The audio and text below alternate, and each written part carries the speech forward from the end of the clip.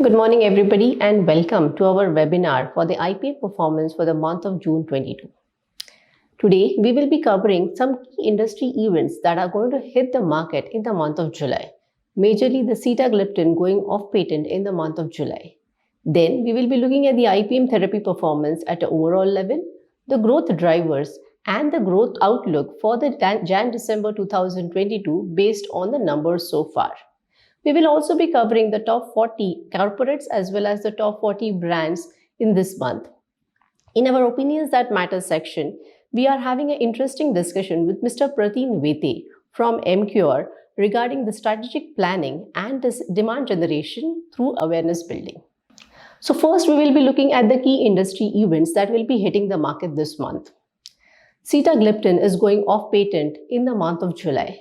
After Vilda and DAPA, this is a new opportunity that the players in the Indian pharma market are eager to grab.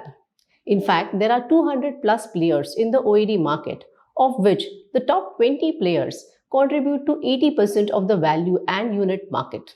However, this does not dissuade the other players from grabbing or leveraging this market opportunity. More than 50 companies with more than 100 brands are expected to enter this Sita market in the next 2 months. In fact, if I were to look at how the market has shaped after the patent loss phase, we see two classic examples in the gliptin and the SGLT2 market. After the Vildamet lost patent, the number of brands jumped from 8 to 150 in just 1 year. After the Dapamet lost patent, the number of brands jumped from 9 to 80 in just 1 year. This is the power, or this is the demand that is there in the market. How the Sita loss is going to shape up, but let us see at least how the market looks like. If you look at the OAD market, the trend line for the OAD quantity consumption, that is absolute number of tablets that are consumed in the market, the trend line is pretty smooth. This indicates that the therapy is chronic and the demand is based upon the patient growth over a period of time. When the patents were lost, if you see Galvez or the Vildagliptin market, the Vilda molecule lost patent in the month of December 2019 and the DAPA lost patent in October 2020. Even though these two molecules lost patent, there was not significant jump in the consumption of absolute quantities in that period. This is indicating that the market is quite steady and stable. In fact, if I were to look at the quantity consumption over a period of time, the oral antidiabetic market actually shows single-digit growth year on year. In fact, it's a 6%, 4% growth that has been seen in the last 3 years, and the last year or back June 22 year is an exception, which is a COVID exception. So absolute unit consumption, the growth is steady. However, what is the interesting part is the skew in terms of market share of the different categories within the oral antidiabetic market.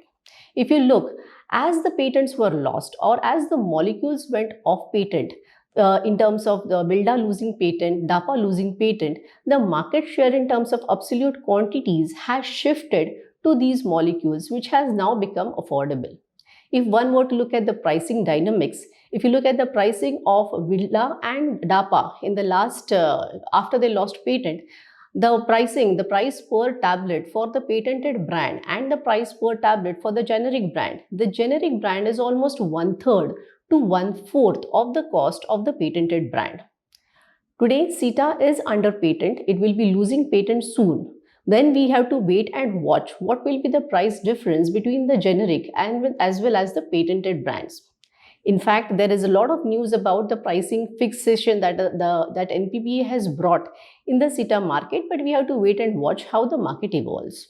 Then we don't know how, after the July data is out, we will be in a position to understand how the market is evolving. But to just get a fair understanding of how the market has operated, we are looking at the multiplier effect based on the 2018 quantities. And we are seeing once the molecule goes off patent, how does the multiplier effect look like? If you look for the Vilda planes and the DAPA planes, the market has almost doubled or tripled. This quantum jump in volumes indicates a strong demand in the market that is getting fulfilled because the molecules have now become affordable. We really don't know how the Vilda or how the Sita market is going to shape up, However, if I were to apply the same multiplier effect of 1.5 times or 2 times, we see that the volume of the CETA molecules or the CETA opportunity is actually going to bloom like anything. This was about the market, the CETA opportunity that is going to be available in the market for the month of July, which will get captured in Pharma Track in the month of August. That is July data set, which gets released in the month of August.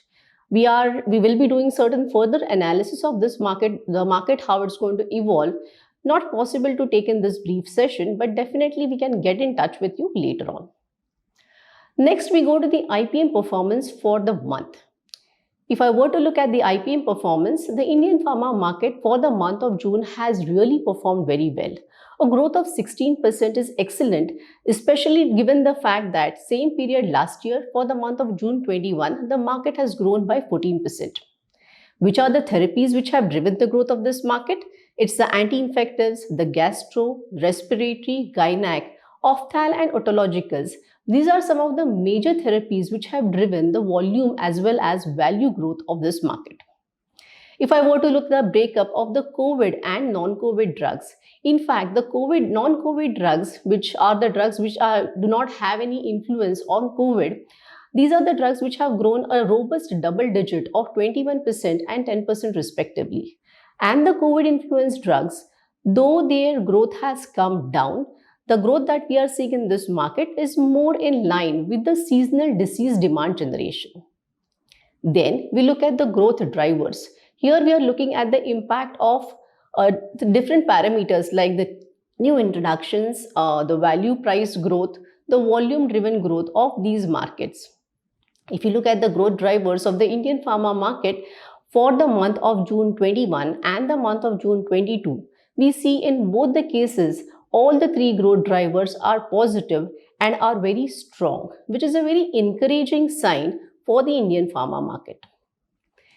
What is driving majorly the growth across all therapies? If you see, it is the volumes which is driving the growth for all the therapies, except anti-infectives, which is more of the COVID impact, molecules like Fabiflu, Remdesivir going down. Besides these, if you see all the therapies for the month of June, it is the volumes which has driven the growth of the market. What we do every month is we look at the trends so far and we try to decide how is the market going to end Jan-December 2022. Till last month, we had seen that the market would be growing somewhere around 5 to 7%. Based on June performance, has our forecast changed? Not really. What we still say that the market should be growing by around 3% if I were to look at the mathematical calculations.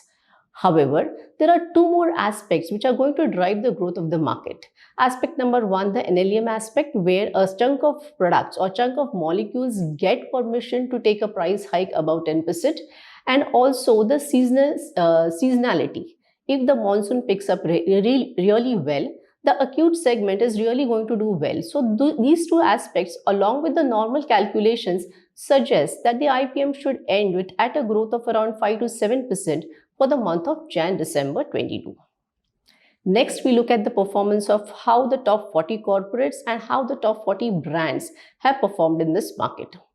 If I were to look at the top 40 corporates, top 20 corporates to start with, almost 50% of the top 20 corporates have shown a unit growth which is much more than the unit growth shown by the Indian pharma market.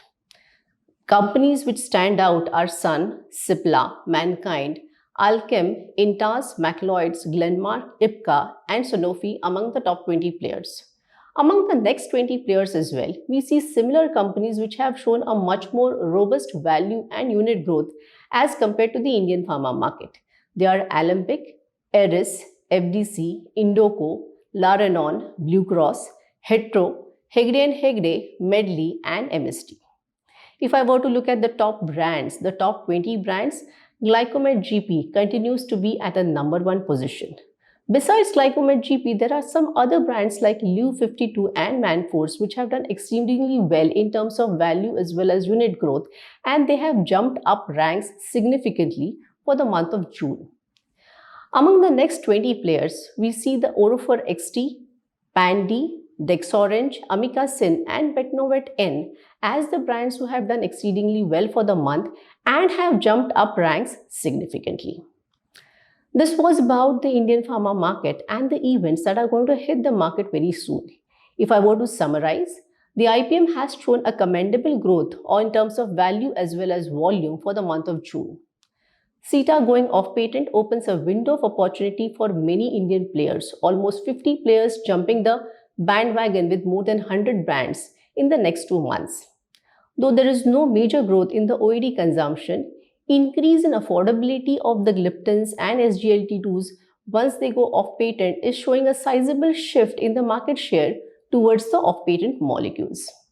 Among the top therapies, anti-infectives, gastro, respiratory, gynec, ophthal and otologicals have shown a very strong value and volume growth.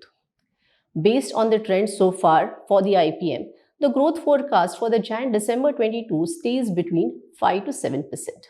This was all about how the IPM has performed. Now we move to our next section, opinions that matter. As we complete 1 year of opinions that matter, we have embarked on a new journey of understanding the nuances of strategic planning and different ways to increase the brand reach in the marketplace. We bring to you a very interesting discussion with Mr. Prateen Vete from MPO Pharmaceuticals, who is the President of Domestic Business, and Richa Chaudhary from AWACS. Over to you, Richa.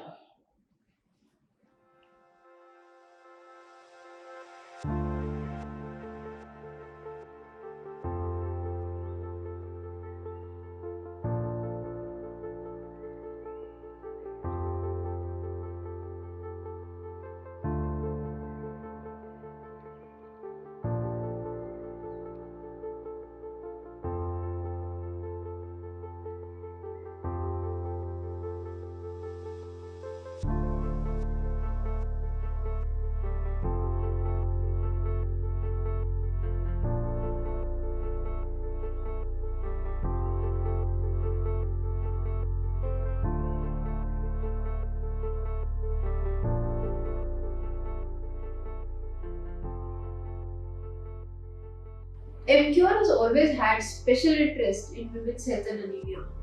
What is the strategic approach that MQR has adopted to gain dominance in this segment? So let's understand where is the problem. Today in India, more than 50% of the women are anemic.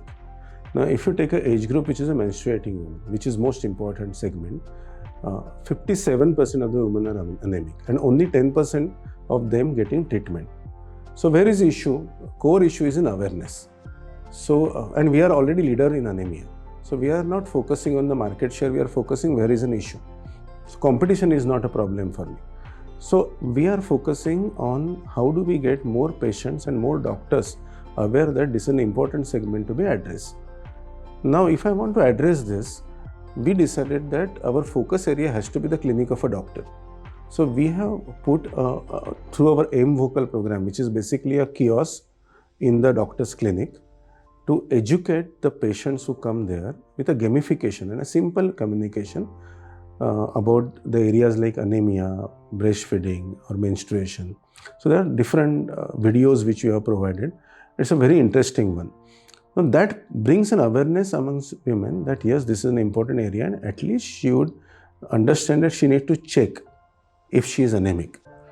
Similarly, at a doctor's level, we are telling doctors that please diagnose. Please get a test done that if the patient is anemic.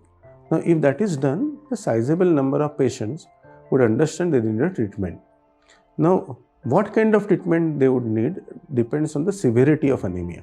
Anemia could be mild, moderate or severe, and they would have a different types of the treatment based on the type of the anemia.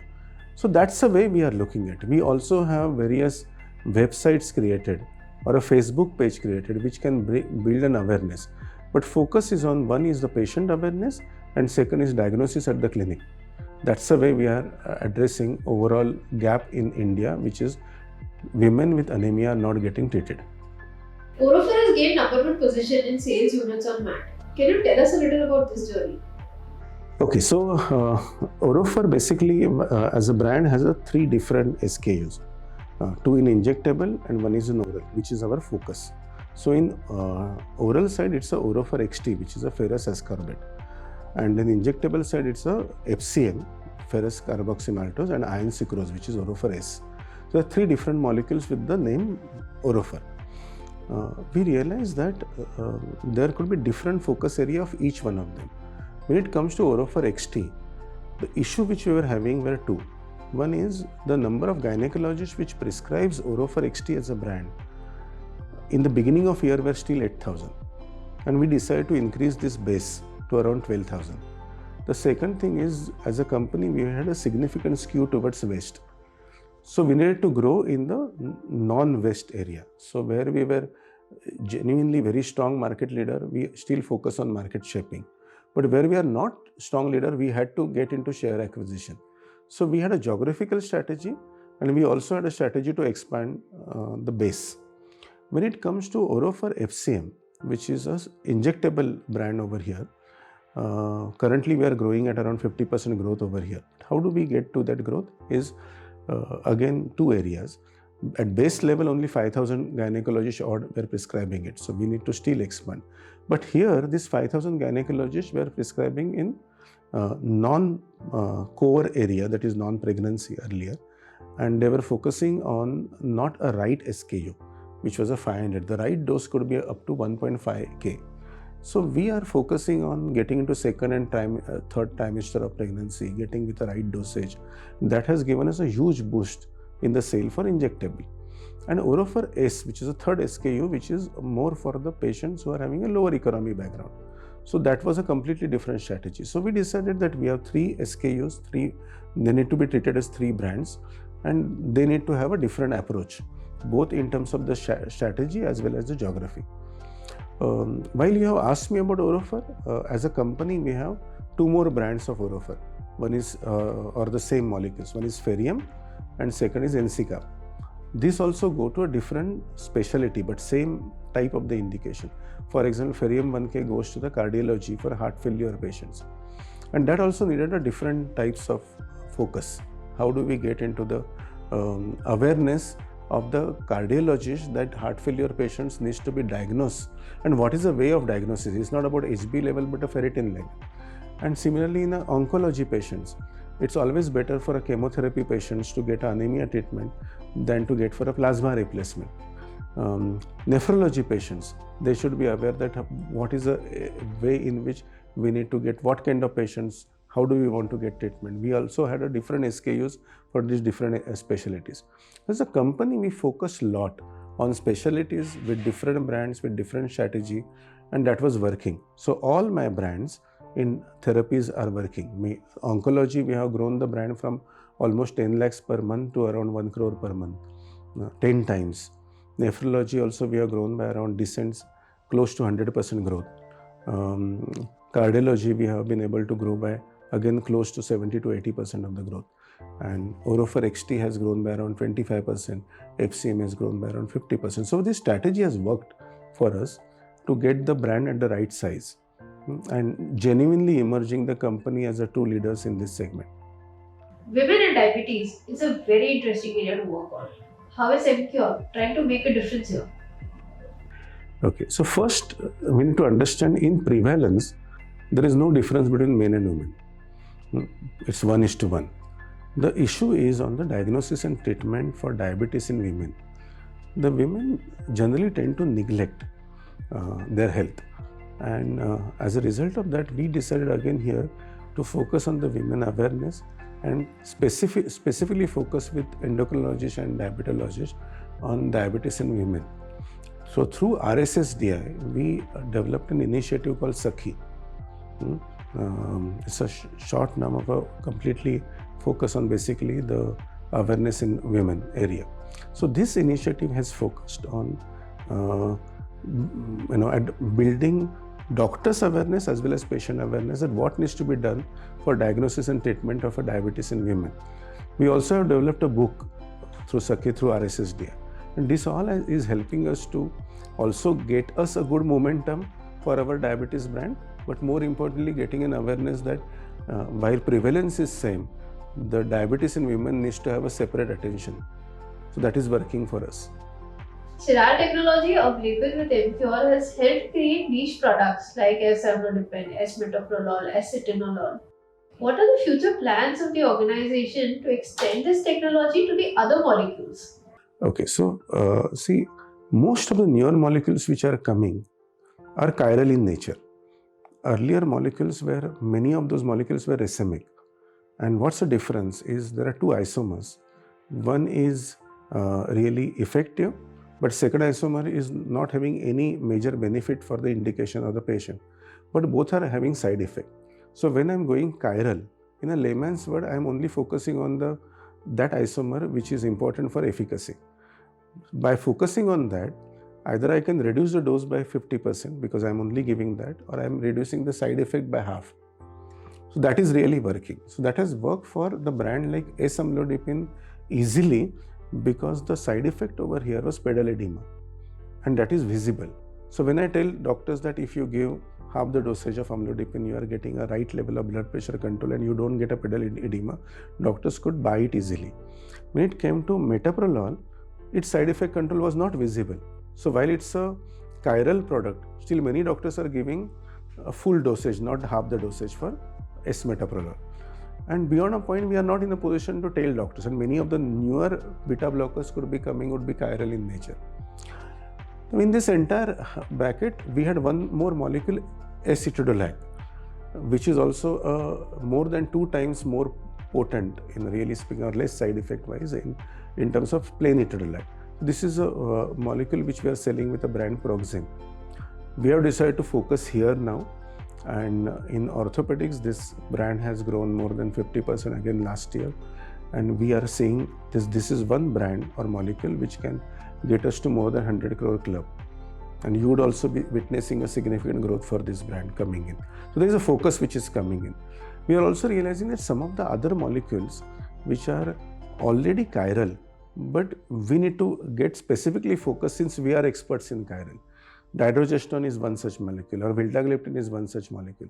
Now you have seen that by just telling doctors that we are giving you vildagliptin from the house which knows chirality and the right level of molecule, our vildagliptin has been able to establish the #1 brand. Similarly, our Dydrofem, which is our dydrogesterone brand, is really moving really well because we are bringing the right quality. So it's not only about chirality, we are getting chirality synonyms to the quality and the right safety, and that's the way the doctors are accepting us better. So I think that's the way we are focusing on using chirality for better brand building for Emcure. We'd like to know a little more about the stroke and MI management portfolio of Emcure. Okay, so we have two brands here. One is Tenectes, which is specifically focused on stroke, and another is Elexim, which is focusing on MI. Both the brands have reached to the leadership level now. Even Tenectes has moved ahead of Actilase, and it's now genuinely a leader. So no longer here my focus would again now go to the market share. The core issue again is number of patients which get stroke are 1.6 million, and number of patients who would be getting the treatment with Tenectes are 15,000, or treatment with any of the agent including Actilase could be 25,000. Now similarly for Elexim, the overall MI patients could be 30 lakhs, and the patients who will be getting a treatment with Tenecteplase, that is Elexim, could be in the range of around 24,000. So there is a huge gap, and if I see any type of the agent including Shigtokinase or whatever, it is 1.85 lakhs. So it's a significant less number of patients are actually getting treatment. Even if I am considering all the types of treatments over here, including if I'm taking an angioplasty or whatever, then also the number of patients who are getting treatment are a very small subset of the overall numbers. So we decided to focus on getting the patients to the treatment. And now when it comes to the stroke, we realized that there are two areas where we need to work. Right from the time when the patient comes to the doorstep of the hospital, that is the patient to the door, to the patient to needle, the time has to be reduced, because the treatment, if I need to work on the Tenectes, then it has to be given within 4.5 hours of the incidence. So the every moment or every hour is a golden hour. If I lose that, then the treatment will not work.